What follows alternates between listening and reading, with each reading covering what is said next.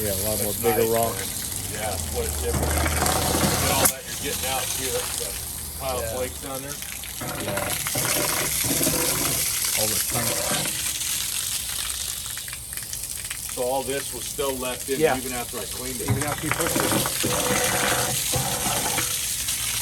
And then usually twice we'll usually get everything out. Okay. I usually do it twice and then it works. It usually gets most everything out in me.